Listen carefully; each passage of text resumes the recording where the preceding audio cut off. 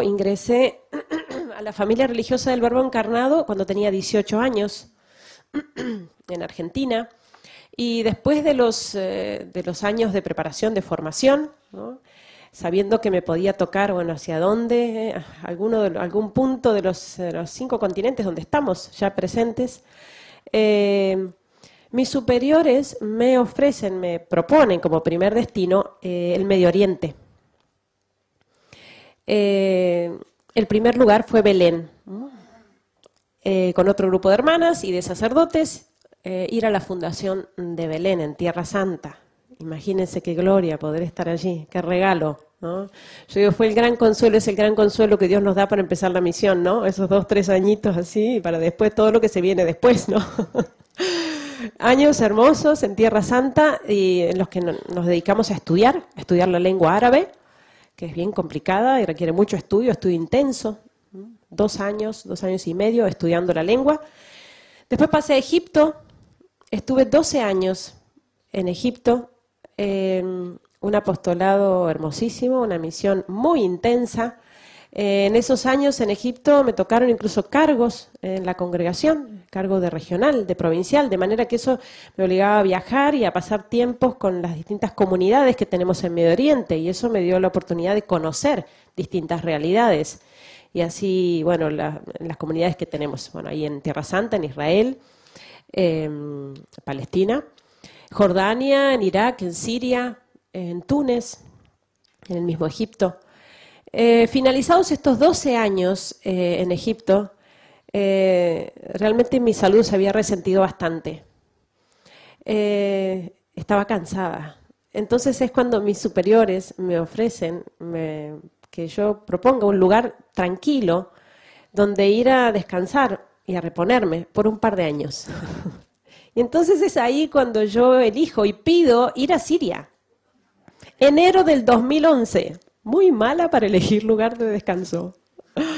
Pero bueno, lo cuento, siempre lo cuento esto. Y lo cuento a propósito, para que se entienda lo que era Siria antes de esta guerra. Como para elegirla como un lugar de descanso. En Siria se daba eso tan raro que yo no había visto en otros lugares de Medio Oriente, y era la buena convivencia entre cristianos y musulmanes. Los cristianos somos minoría en Medio Oriente, aún siendo nuestra tierra, y en general una minoría perseguida y discriminada, más o menos, dependiendo de las circunstancias de cada lugar. Pero en Siria se daba esto de que en un grupo de amigos 2 eran cristianos y 2 musulmanes. Rarísimo. Quizá favorecido por el gobierno laico de Bashar al-Assad. Bashar al-Assad sucede a su padre, Hafez al-Assad, y pertenecen a una dinastía, a una tribu en el Islam. Es una de las más moderadas entre las facciones del Islam, que se llaman los alawitas. Y por eso no impusieron la ley islámica como ley civil. Por eso gobierno laico y cierta libertad religiosa, ciertos derechos para las minorías, aun cuando vivimos bajo la dictadura. Esto daba, por lo tanto, mucha calma social. Además, esto se sumaba a la prosperidad, el bienestar económico de este país, ¿no? Fíjense la ubicación que tiene Siria en el Medio Oriente, ¿no? Ubicación privilegiada, limitada por Turquía, Irak, Jordania, Israel, Líbano y el mar Mediterráneo. Hasta que se construyó el canal de Suez, era el paso único y obligado para el comercio entre lo que es África, de este lado de Europa y Asia. Un país muy rico en recursos naturales, mucho petróleo. Un país que no sufría de deuda externa, se autoabastecía, no sufría de desocupación ni de inseguridad.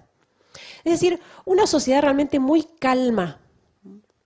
Una sociedad en la que uno no podía decir, esto no da para más, ¿no? Uno viviendo allí podría decir, bueno, no, esta gente no puede más, esto va a terminar en una revolución, va a terminar en una guerra civil, por la miseria, por el hambre, por la injusticia. No, era gente que realmente estaba muy bien.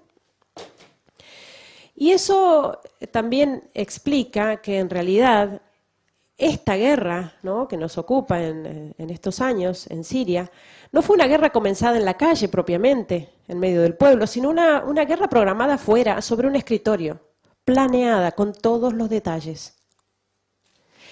Comienza la mal llamada primavera árabe, que no tiene nada de primaveral para los árabes. Se empiezan a dar los disturbios, ¿no? En estos países, en Túnez, en Libia, en Egipto, se nos venía encima y no lo veíamos. En Siria la gente decía, aquí esto no puede ocurrir, imposible. Pero sin embargo comenzaron los disturbios al sur del país, en un pequeño pueblo que se llama Deraa, a ver si lo puedo señalar ahí está, Deraa, aquí, Deraa. Fue el primer lugar donde se provocaron estos disturbios, ¿no? Cuando comienzan estas manifestaciones, la prensa internacional, los medios, lo presentan como que finalmente el pueblo sirio también adhiere a la primavera árabe y sale pacíficamente a las calles para pedir democracia. Pero en realidad las noticias que nos llegaban, ¿no?, de nuestros vecinos, ¿no?, de estos pueblos, no concordaban con lo que veíamos por televisión. La gente decía en estos pueblos que habían ingresado grupos armados de fuera de Siria. Hablan otros dialectos, decían. Allá cada país tiene su dialecto. No son sirios, están provocando disturbios en el pueblo. Ya han descuartizado varios cristianos. Cristianos descuartizados en bolsas de basura, en el contenedor con un cartel, no tocar, es cristiano. Esas eran las manifestaciones pacíficas según la prensa. Cuando esto comienza a suceder y a multiplicarse en el país y muy rápidamente con estos grupos armados que entran de fuera, la gente sale a la calle. Ahí sí sale a la calle. En Damasco, en la capital, ahí la ven, Damasco, y en Alepo, la segunda ciudad del país, que es donde nosotros tenemos la misión. La gente salió a la calle, miles de personas con pancartas, con carteles, banderas, para apoyar a su presidente, para expresar y manifestar su opinión respecto al gobierno que tienen. Y no porque Bashar al-Assad sea, no sé, la mejor forma de gobierno, un santo varón, probablemente no lo sea. Lo que pasa es que ellos preferían seguir como estaban a caer en manos del fundamentalismo islámico, porque el resultado de esta guerra no iba a ser la democracia. Ellos ya lo veían. Esas mismas imágenes que nosotros veíamos, la escena que veíamos por la ventana pasar por el obispado donde estamos, veíamos pasar esta gente por la ventana cantando, esas mismas imágenes eran tomadas por cadenas internacionales muy importantes de información y comentadas de esta manera. Continúan las manifestaciones pacíficas del pueblo sirio que sale a la calle para pedirle a su presidente que se vaya. Era ridículo. Claro, ¿quién entiende árabe para saber que estaban apoyando en realidad a su presidente? Y por eso uno de los grandes dolores de este pueblo es esta gran mentira que se montó alrededor de esta historia, ¿no? Es el abandono de Occidente. El Papa lo llama el silencio cómplice de Occidente. Las veces que intentaron manifestarse y expresar realmente su opinión, su voz fue totalmente tergiversada. Y fíjense que todo esto que se armó en torno a esta guerra, ¿no? Obviamente es una operación muy grande que requiere, por así decir, el apoyo de la opinión pública, la aprobación de la opinión pública. Es decir, que Occidente apruebe, ¿no?, que estos rebeldes moderados, ¿no?, se levanten contra el dictador. Pero fíjense que es un error de Occidente, que nosotros cometemos como occidentales, de juzgar a los árabes con nuestros criterios occidentales. Y entonces vivimos nuestras democracias y pretendemos imponerlas a los demás, exportar nuestras democracias a estos pueblos, cuando en realidad ellos llevan decenas de años viviendo de esta manera, han vivido bien y se los aseguro, en Alepo, el nivel de vida que había. La gente no era que estaba envidiando las democracias o pseudodemocracias occidentales, para nada. Es más, los cristianos, aun siendo minoría, tenían cierta libertad religiosa, incluso para manifestarse, incluso para influir en el gobierno, para tener puestos en el gobierno, que como ellos dicen, quienes están refugiados ahora en Europa me lo han dicho, me he encontrado con personas sirias que me lo han dicho, libertades que aquí en Europa, en plena democracia, los cristianos no tienen. Entonces eso también como uno tiene que discernir al escuchar las noticias y no ser tan simplistas, ¿no? Como que la democracia viene del cielo y la dictadura del infierno y no hay matices. Esta gente tiene otra mentalidad, otra cultura, han vivido siempre así y les ha funcionado. ¿Qué derecho tenemos a atropellar su soberanía? Cuando estas manifestaciones se fueron multiplicando en el país, aún con la resistencia y la fuerte represión del Ejército Nacional, siguieron avanzando hacia el norte, hacia Alepo. Porque Alepo, aun cuando es la segunda ciudad del país, es prácticamente la más importante, ahí es el corazón financiero del país. De hecho, Alepo todavía no ha sido tomada por los grupos fundamentalistas. El día que sea tomada, Dios no lo permita, pero el día que sea tomada, definitivamente cae el gobierno y desaparece la presencia cristiana del país porque se impone la ley islámica. Alepo, una ciudad muy importante de 5 millones de habitantes, una ciudad muy próspera de clase empresarial, gente de clase media, alta. Una ciudad que además era famosa en el Medio Oriente por ser una ciudad tan occidentalizada, tan próspera, tan pintoresca, una ciudad milenaria. Además famosa por sus grandes fiestas, sus eventos sociales, ¿no? Incluso sus excesos en la vida social. Y gente que lo último que se esperaba era encontrar sus barrios, ¿no? La hermosa ciudad de Alepo, convertida en una pila de escombros. Porque con la llegada de los terroristas de estos grupos, que fue de un día para el otro, varios barrios, sobre todo de la periferia, quedaron en este estado. Lo que hicieron estos grupos armados fue rodear la ciudad. Aquí tenemos un mapa de la ciudad de Alepo. Rodearon la ciudad, ahí está nuestro barrio, Hay Shahba. Rodearon la ciudad y la sitiaron. Es decir, bloquearon completamente una ciudad de 5 millones de habitantes. Aun cuando el Ejército Nacional intentó retomar el control de las rutas de acceso, no lo logró hasta pasado un año. De manera que, con rutas cerradas, bloqueo absoluto, nadie entraba y nadie salía de la ciudad, y nada entraba y nada salía.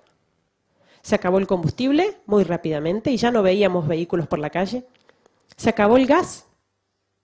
Se acabaron las garrafas de gas. Y esta gente que lo tenía todo, salía a la calle y arrancaba ramas de los árboles para cocinar algo para comer. El tema de la luz, el agua, ¿no? Desde entonces han tomado usinas eléctricas. Tenemos 1 hora o 2 horas de electricidad por día. Cuando tenemos. Ahora, actualmente, la ciudad de Alepo lleva 50 días sin electricidad. El agua llega una vez por semana o cada 10 días, llega por unas horas. Pero en ese tiempo del bloqueo, ese año, fue terrible por el tema de los alimentos. Imagínense, uno no lo piensa mucho, ¿no? Viviendo en una ciudad grande, pero todo lo que es alimentos perecederos, fruta, verdura, carne, todo eso entra del campo. Se acabó rápidamente. Y estuvimos sobreviviendo como pudimos. 5 millones de personas. Arroz, fideos y enlatados.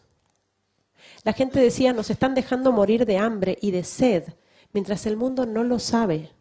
Porque Alepo nunca fue noticia en ese año y medio. Y estamos en la era de las comunicaciones, ¿eh? Todo se sabe. WhatsApp acá y llega a la China en 2 segundos. ¿Cómo se hace? ¿Cómo se hace para mantener en secreto a todo el resto del mundo de que una ciudad como Alepo, de 5 millones de habitantes, está bloqueada sin insumos durante más de un año? No son cosas casuales, son cosas que se planean. El asedio y el sitio a la ciudad de Alepo, que provocó toda esta carestía, se sumaba al ataque permanente, porque imaginemos que en la periferia, que es donde se dan todos estos enfrentamientos entre los rebeldes, serían los grupos fundamentalistas, y el ejército, se da en la periferia, pero es terrorismo, es guerra sucia.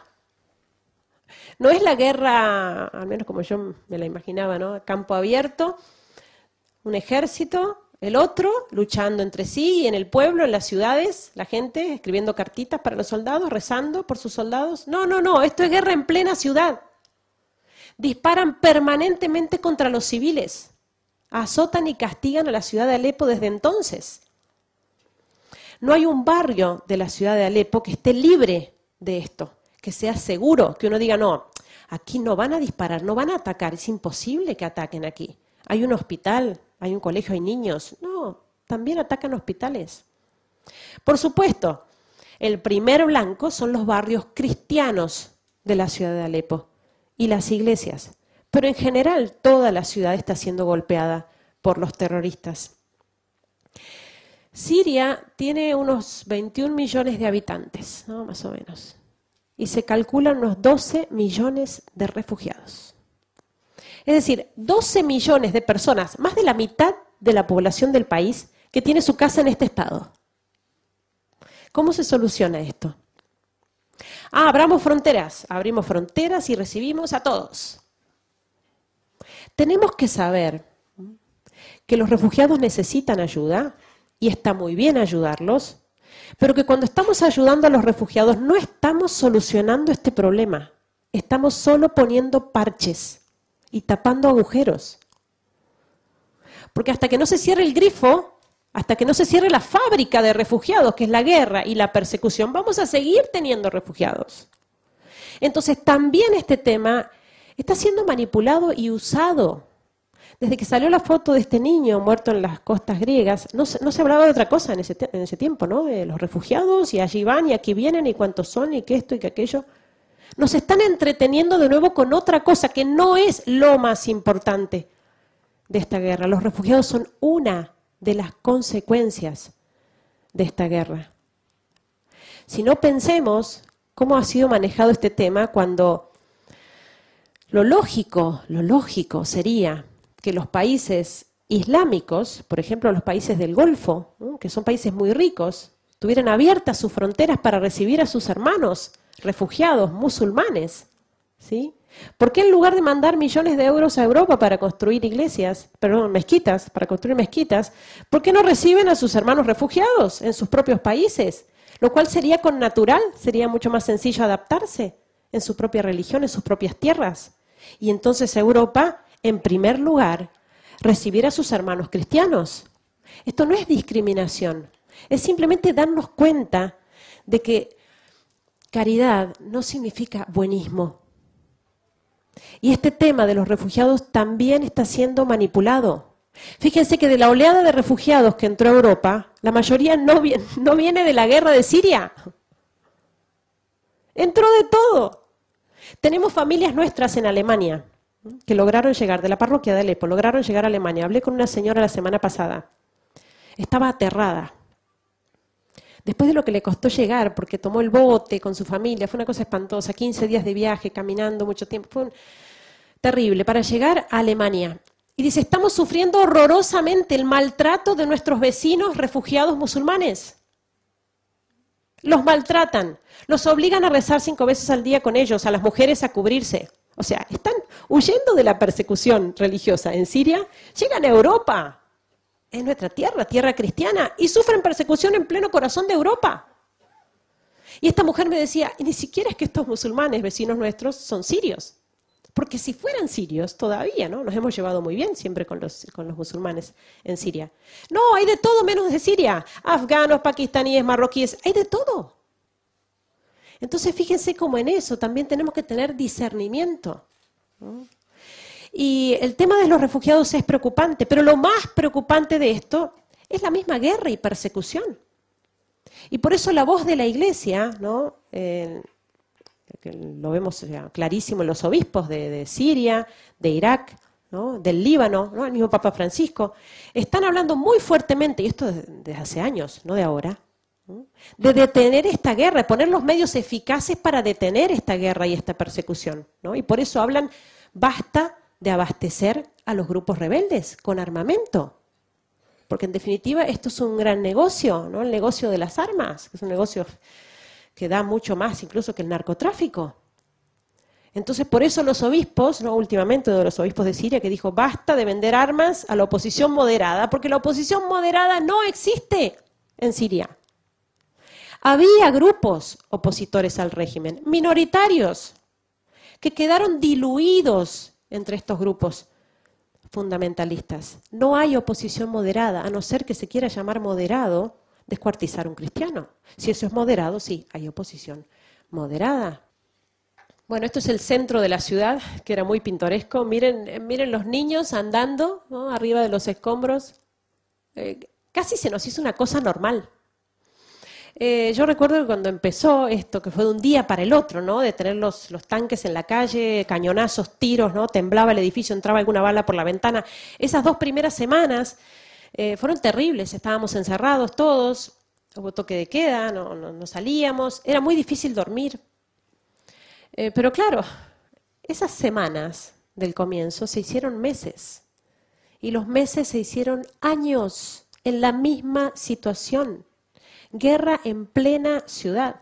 Entonces obviamente la gente empezó a salir, digamos, no a pasear, nadie sale a pasear en Alepo, ¿no?, pero a salir para comer, para trabajar, los chicos al colegio, los jóvenes a la universidad.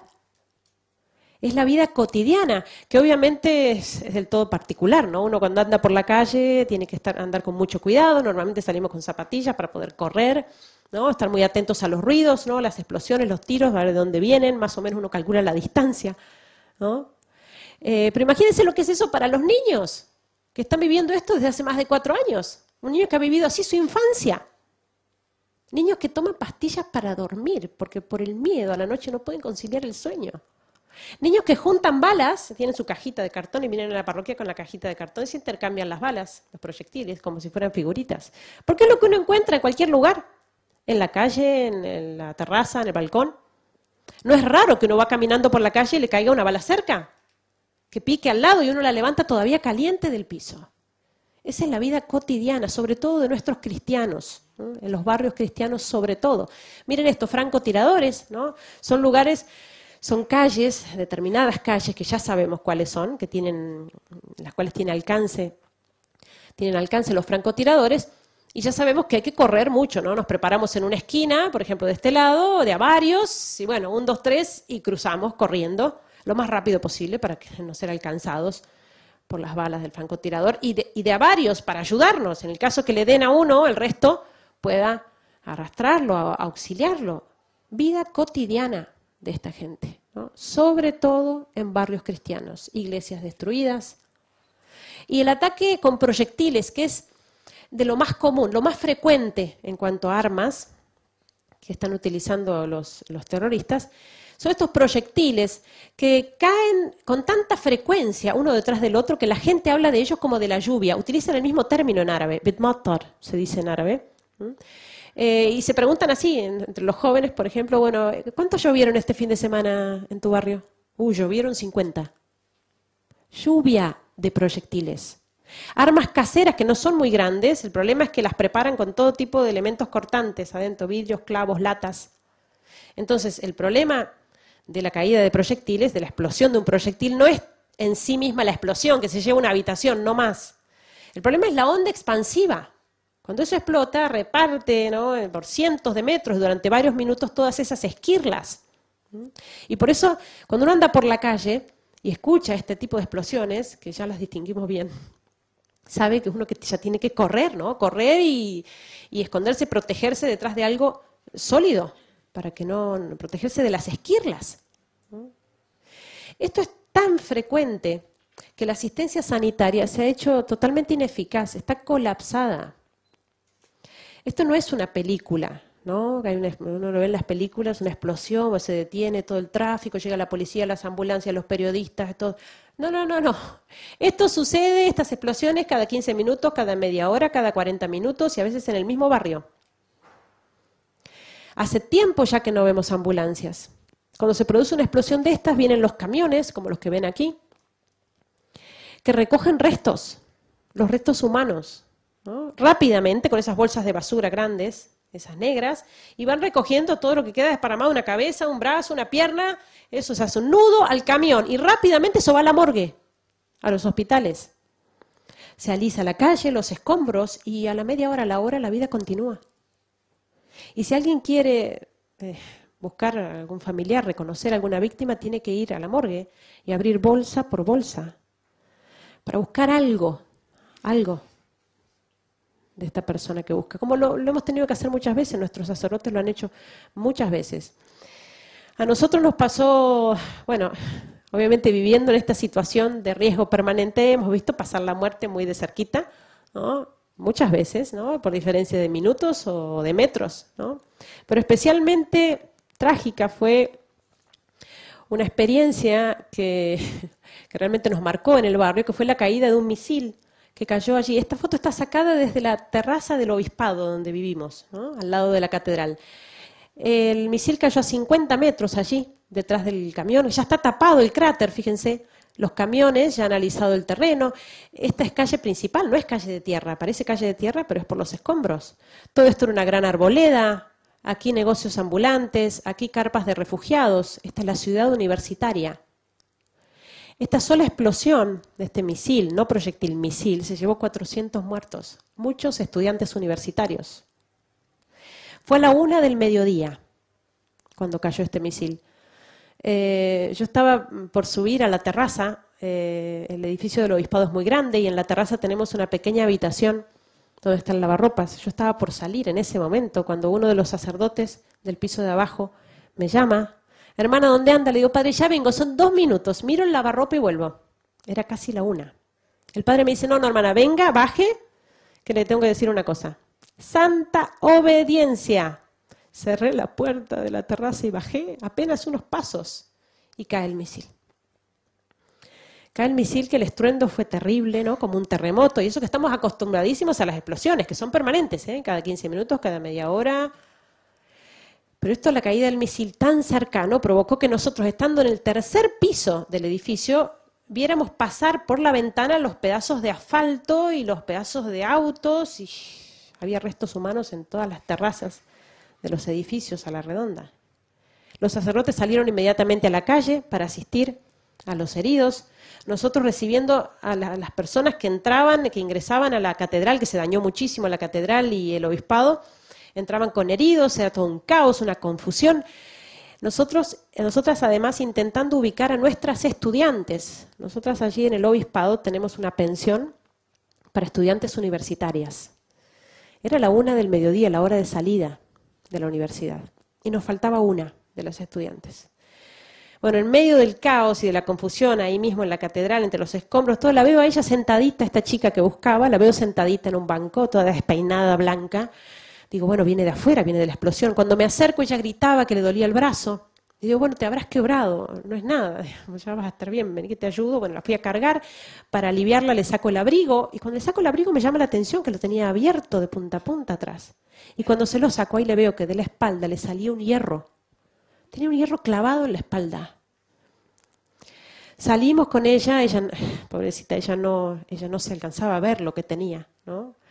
Logramos conseguir un vehículo con mucha dificultad, llevarla al hospital, el sacerdote la pudo confesar, entró al quirófano y la salvaron, le sacaron el hierro que le había atravesado el omóplato y le había perforado el pulmón, se estaba asfixiando.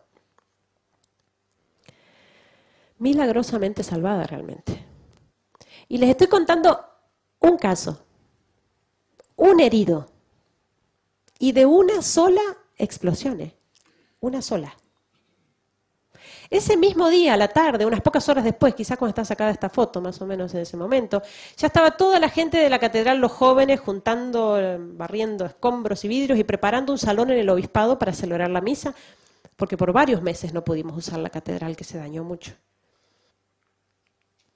Miren esta chica, Sima, estudiante universitaria y scout. 20 años de edad, fallecida en una de estas explosiones de proyectiles.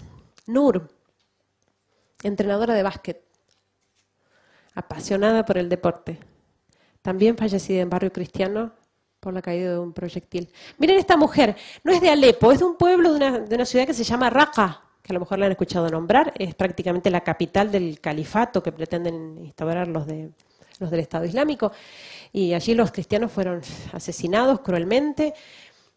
Pongo esta foto por poner de lo más suave, esta mujer cristiana atada a la columna para que todo el que pase la golpee hasta que ella pida convertirse al Islam y reniegue de Jesucristo y de su fe. Y no lo pide. Y como digo, es de lo más suave que uno puede mostrar, porque, bueno, lo sabrán por los videos que ellos mismos están difundiendo. Las decapitaciones, que no es que cuando hay video hay decapitaciones todos los días, con video o sin video.